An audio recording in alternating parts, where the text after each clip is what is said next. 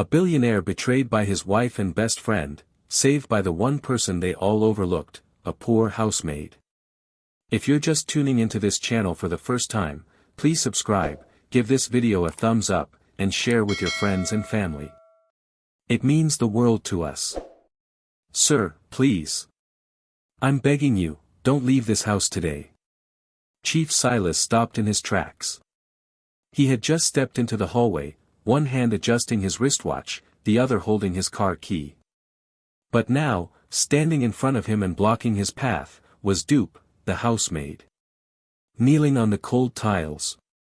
Her eyes were red. Her hands joined together. She was shaking. "What's this?" Silas asked quietly. Dupe looked up, her voice trembling. "Please sir, don't go. Something terrible will happen if you step out today." Silas blinked, confused. "What are you talking about?" "I had a dream, sir, last night. You were wearing this same outfit. You entered your car, and didn't come back. There was blood everywhere. People were shouting your name. Please, don't go." Silas stared at her. The air in the room suddenly felt different, still, heavy. This wasn't one of those dramatic dreams that made people laugh.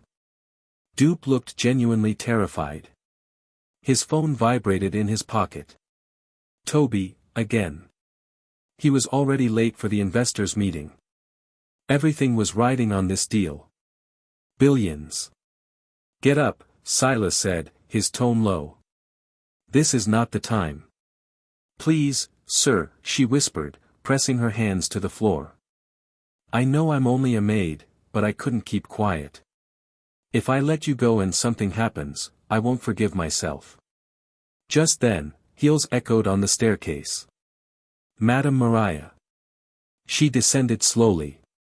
Robe tied tightly around her waist. Face already glowing with early makeup. She paused when she saw Dupe on the floor. "What exactly is going on here?" she asked coldly. "She's saying I shouldn't leave the house," Silas replied, not taking his eyes off Dupe. Mariah stepped down, folded her arms. "Why?" Dupe didn't move. "Ma. I had a dream. A very clear one. If he leaves this house today, he won't come back alive." Mariah scoffed. "This is why I told you, we need to let this girl go. She's now turned to a prophetess." "Mariah," Silas began. "No, let me talk," she snapped. "You have an important meeting this morning. Money is involved. Contracts are waiting. And now, a housemaid is stopping you with nonsense dreams? You must be joking." Dupe bowed her head lower. "I'm sorry, Ma. But I had to say it. Get out of the way." Silas raised his hand. "Wait." Mariah turned sharply. "Wait for what?" He was quiet. His eyes were still on Dupe. There was something about her voice. Something honest. She wasn't stuttering. She wasn't trying to impress anyone. She looked like someone who had just seen something she couldn't unsee. Then, it happened. That feeling. That quiet warning deep in his chest. No noise, no drama. Just a strong, clear sense. If you step out today, you'll regret it. Silas stepped back. He walked slowly to the center table, dropped his car key beside his phone, and turned away from the door. "I'm not going." Dupe gasped softly, still kneeling. Mariah's mouth dropped. "You're not what?"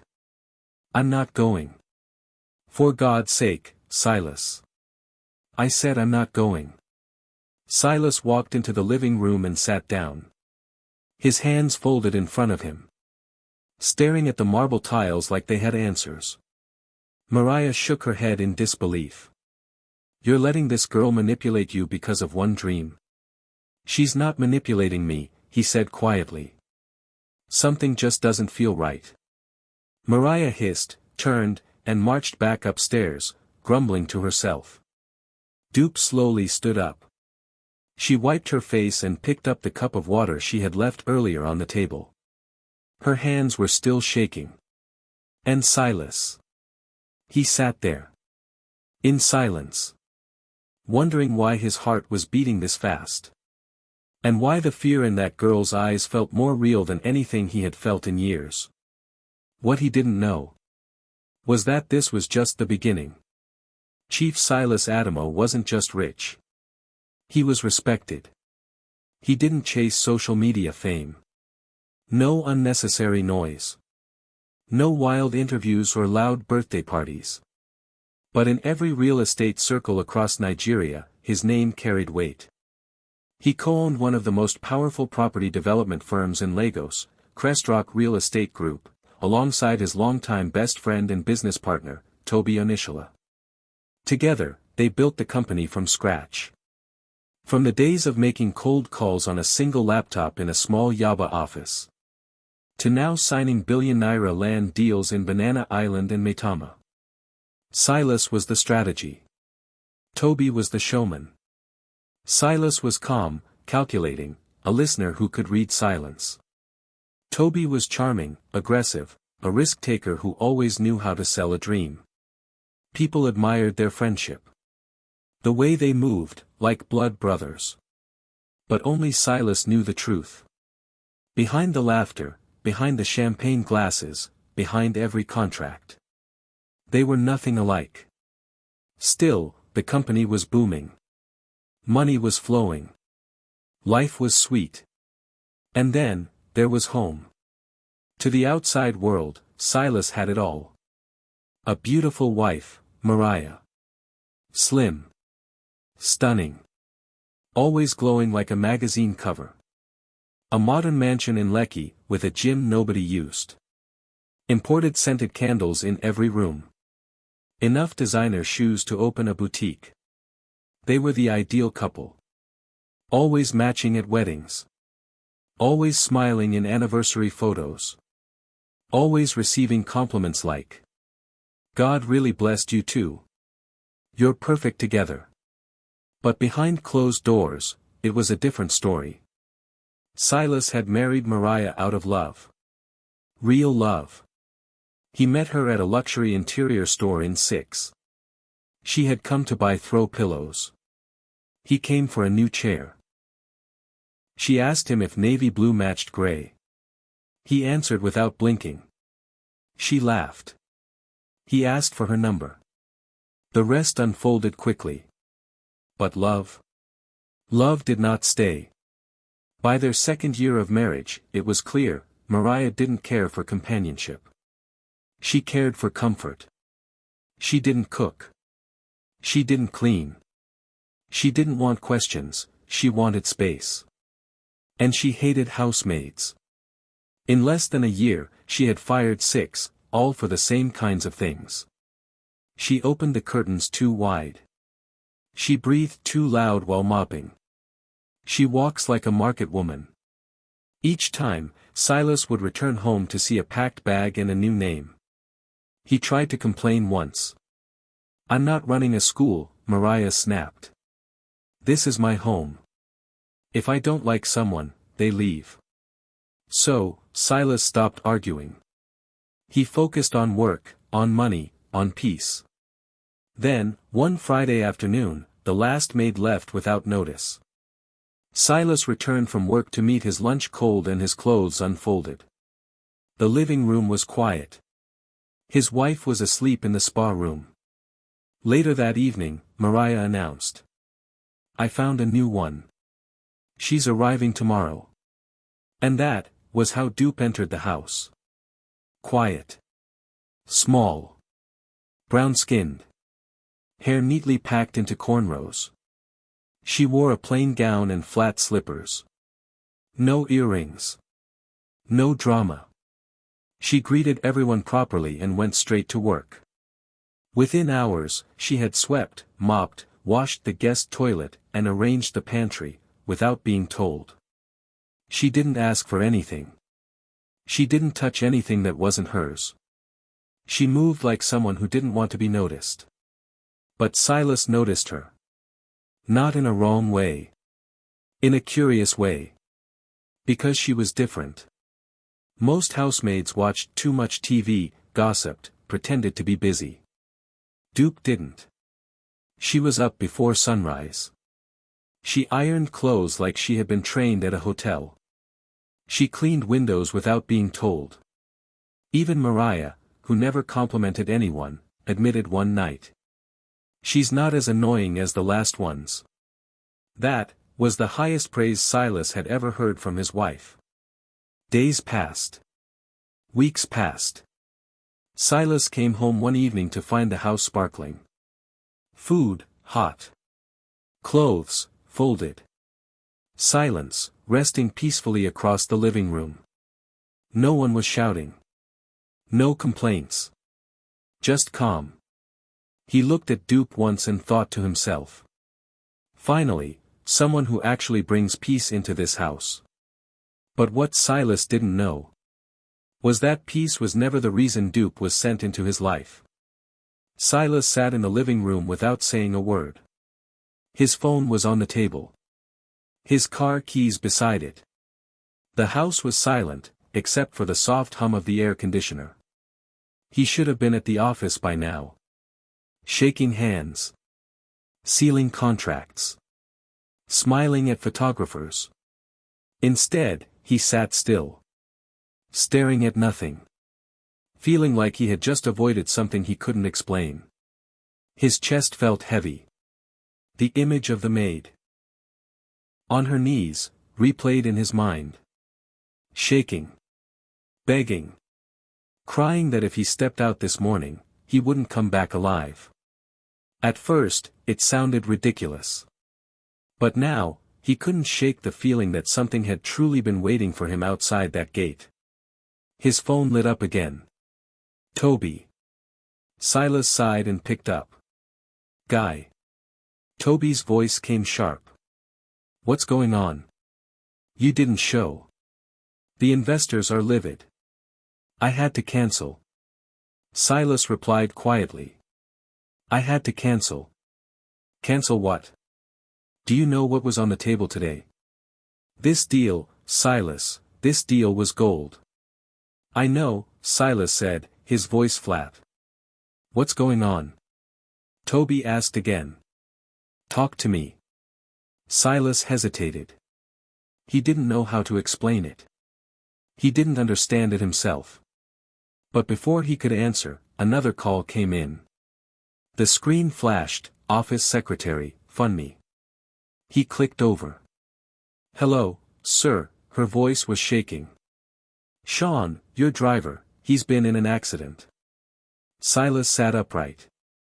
What? Third mainland bridge, the truck lost control. Hit your car. The same Lexus you normally use. It somersaulted. He's in the hospital. Unconscious. We thought you were in the car. Silas slowly lowered the phone and stared at the floor. The exact car. The exact road. The exact time he was meant to leave. He didn't move. Didn't speak. Just sat there, replaying the image in his mind. What if he hadn't listened? What if he had brushed it off? The silence in the house suddenly felt loud. Footsteps broke through the quiet. Mariah appeared from the hallway, her robe still tied, phone in hand. So you're just sitting here all day? She asked. Silas didn't look at her. There was an accident. She raised a brow. Okay. Sean took the car. A truck hit him. The car is gone. Her hand froze mid-scroll. Then. And you think that means what? I think, if I had gone out, I might not be here. She scoffed. So now you're turning this into a spiritual story. Accidents happen every day in Lagos. Silas looked at her. You're not even shaken. Why should I be? You're standing here, aren't you? He stared at her, face calm, cold, emotionless. No sign of worry. No trace of relief. It made something shift in his chest. I'm keeping her, he said. Mariah frowned. Keeping who? The maid. She needs to go. She saved my life. She caused unnecessary drama, Mariah snapped. She has no right telling you where to go or what to do. This is my house, and I won't let. This is my house too, his voice was low, but final. Mariah froze. The room went quiet. She blinked, then turned slowly and walked away, leaving behind the smell of perfume and tension. Silas sat back down, hands pressed together. He wasn't thinking about the maid. He was thinking about something deeper. Something wrong. He didn't have proof yet. But he could feel it. Something in his life was not as it seemed. The tension in the house didn't go away. If anything, it grew thicker with each passing day. Silas stopped speaking as much. He watched more than he talked. Watched the way Mariah barely looked at him, unless she was complaining. Watched how quickly she changed the subject whenever the accident came up. Watched how she avoided walking past the maid, like guilt lived in her shadow. But he didn't say anything. Not yet. Instead, he started asking quiet questions. Then, a few days after the accident, something happened. Silas was in the dining room, flipping through his tablet. Mariah had just stepped out to answer a call. Dupe came in to clear the plates. She didn't speak at first. Then quietly, just above a whisper, she said. Sir. Silas looked up. She bent slightly, pretending to pick up a dropped napkin. Please don't sign any documents this week. He frowned. Why? Dupe's voice lowered even more. I had another dream. This one was clearer. I saw papers. You signed them.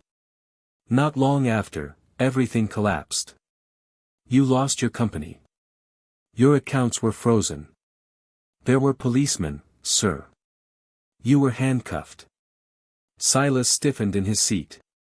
She added, if you sign any document this week, you will not only lose your money, you may end up in jail for something you didn't even do. Before he could ask more, Mariah walked back in. Dupe picked up the tray and left quietly. But the words stayed. They didn't just stay, they sank deep. Silas didn't forget. 2 days later, Toby came by the house. He showed up in his usual loud fashion, brushed waves, fresh cologne, big grin.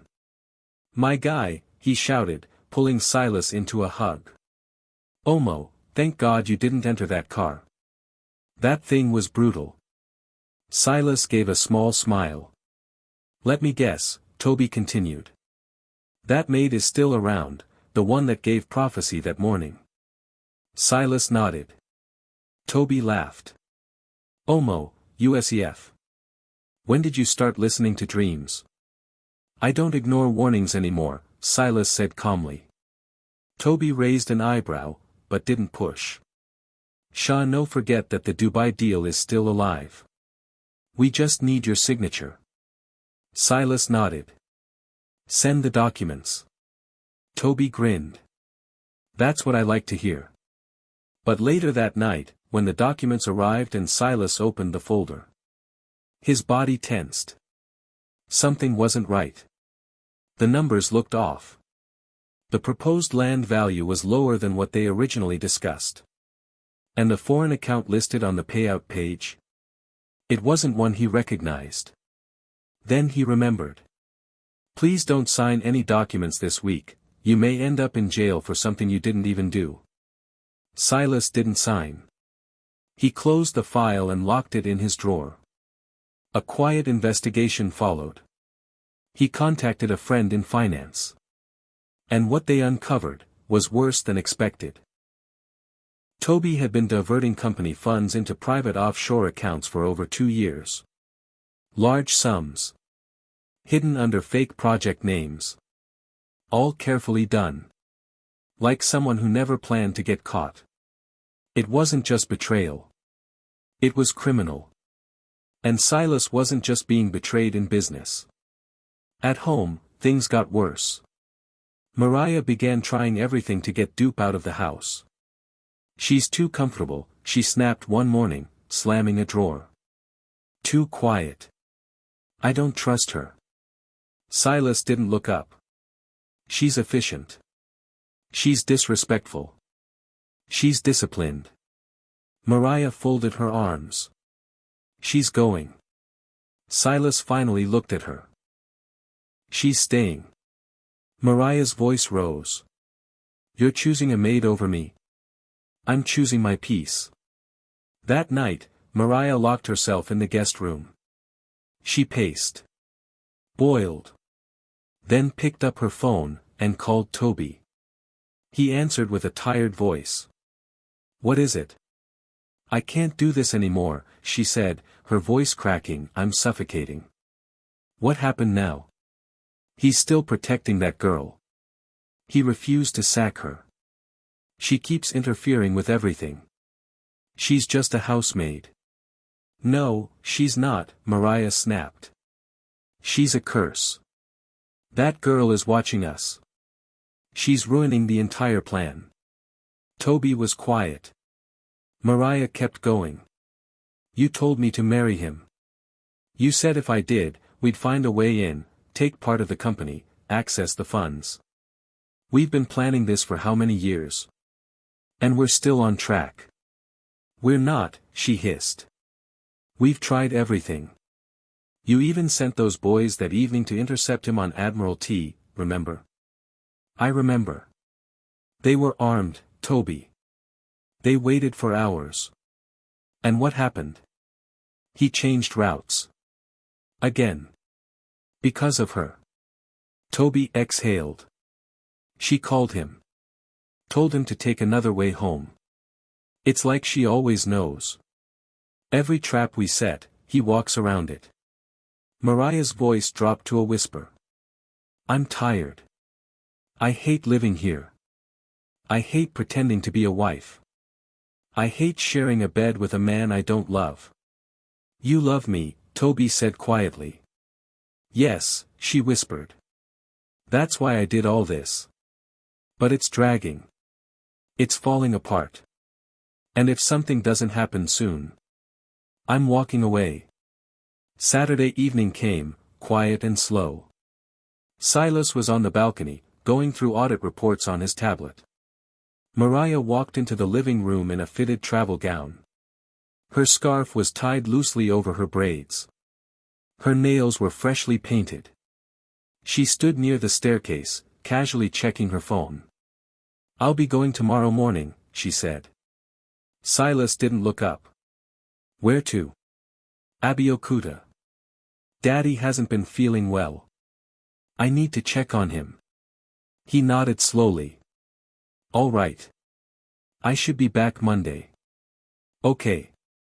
She waited for more. A question. A hug. A safe trip. But Silas simply returned to his screen. Something about the silence made her nervous. But she smiled, and walked away. Silas didn't move. Didn't show any emotion. But inside, he was already making a call. Follow her. Quietly. Don't lose sight. Don't interfere. Just send me updates. The next morning, she left the house at 7:15 a.m. Her handbag was designer. Her smile was soft. She kissed Silas lightly on the cheek and waved goodbye. By 9:03 a.m., the first update came in. She didn't go to Abeokuta. She drove straight to Victoria Island. Checked into a boutique hotel on Adetokunbo Ademola Street. Room 406. Name on the register, Mrs. Tolu Ogunlade. Silas read the message without flinching. By 9:47 a.m., the second update came in. Toby arrived. Cap pulled low. Sunglasses. Simple black polo shirt. He didn't check in, went straight upstairs. Same room. Silas stared at the photo. Then he sat back slowly. No shock. No panic. The truth had already been beating in his chest for weeks. This was only confirmation. They didn't come out all day. By 6:20 p.m., Silas arrived at the hotel in a dark SUV. He didn't tell his driver why. He didn't need to. He got out calmly. Walked in. The receptionist greeted him with a smile. He didn't smile back. "Room 406. Room 406, he said. The receptionist hesitated. "Are you?"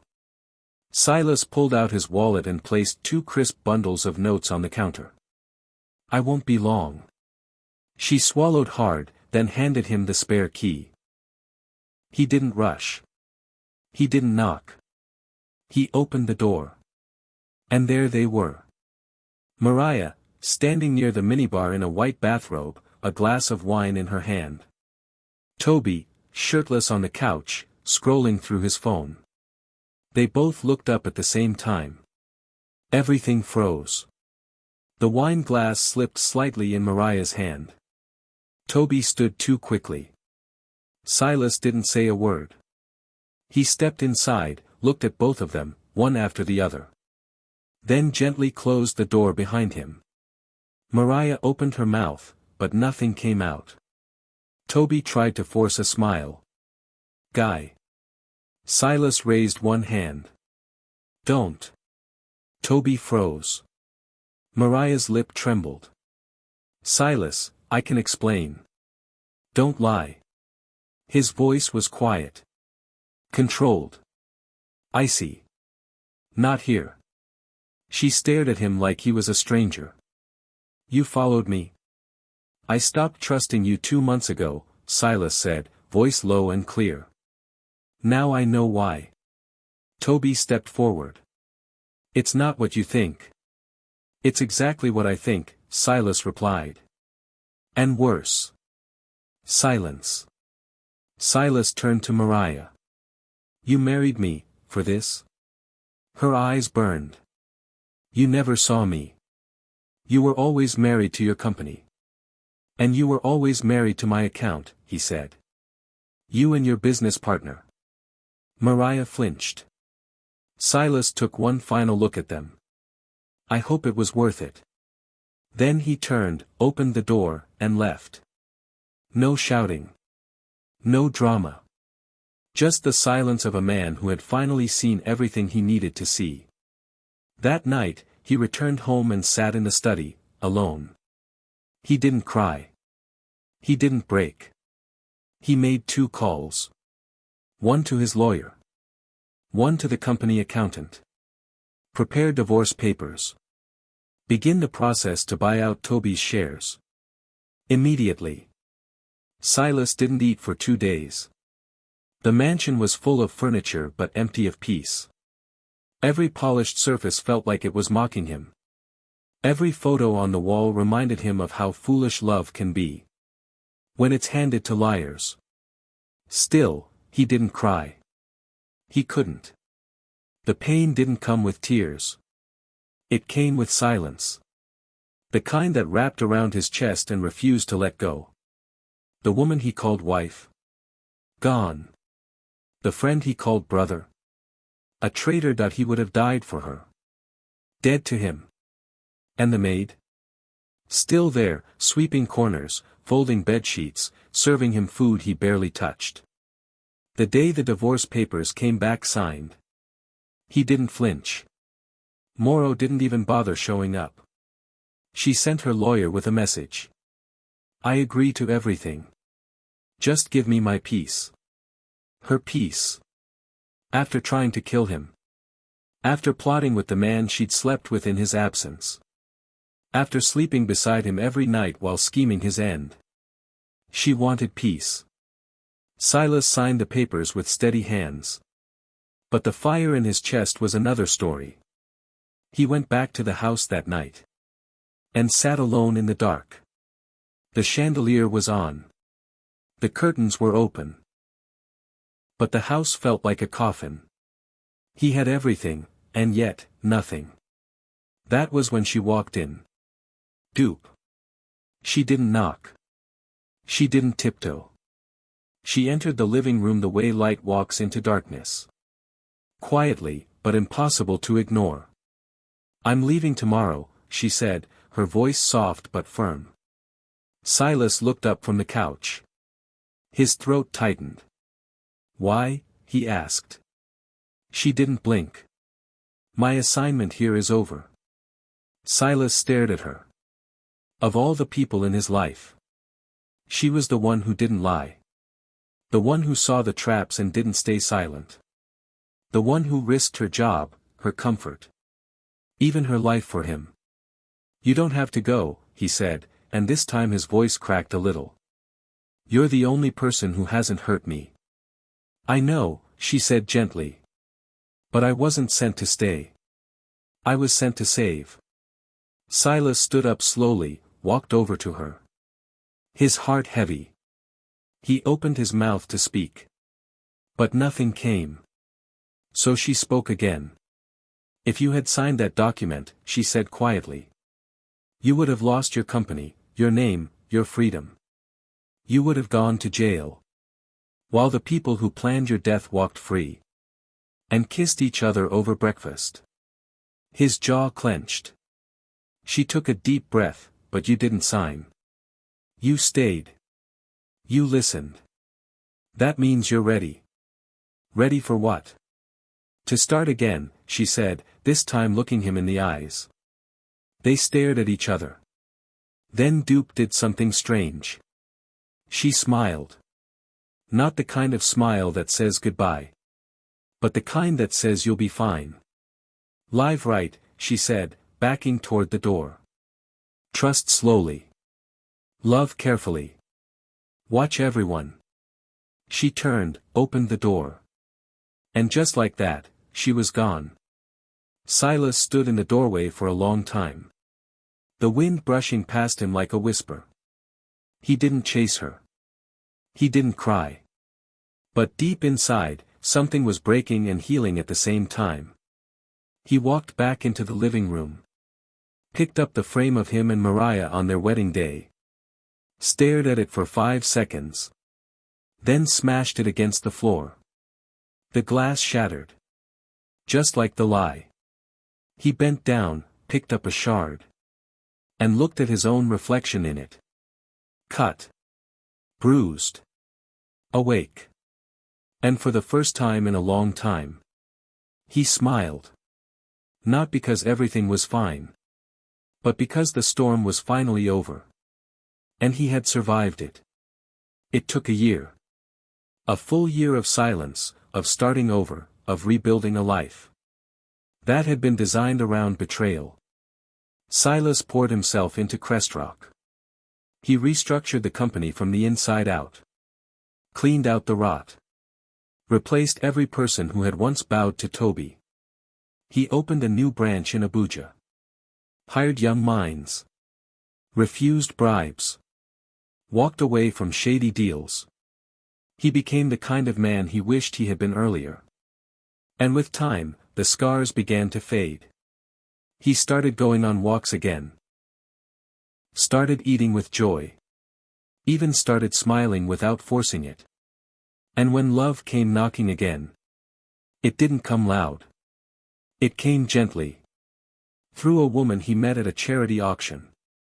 Who didn't care about his last name or his balance sheet. She cared about books, children, articles, the quiet things. He didn't rush it. He didn't announce it. But when he held her hand one evening under the stars, he knew, this time, it was real. Somewhere across town, a small black car pulled up in front of a duplex. With cracked pillars and tension in the walls.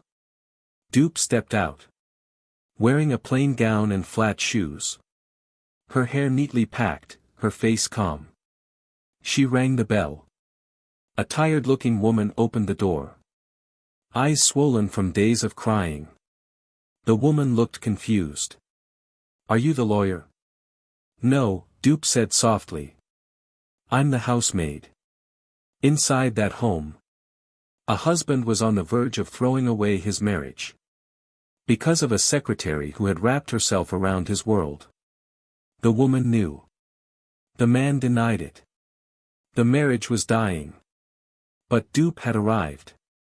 And wherever she entered, lies lost and truth rose. Thank you for watching. See you in our next story. Until I bring another intriguing story your way. Bye for now.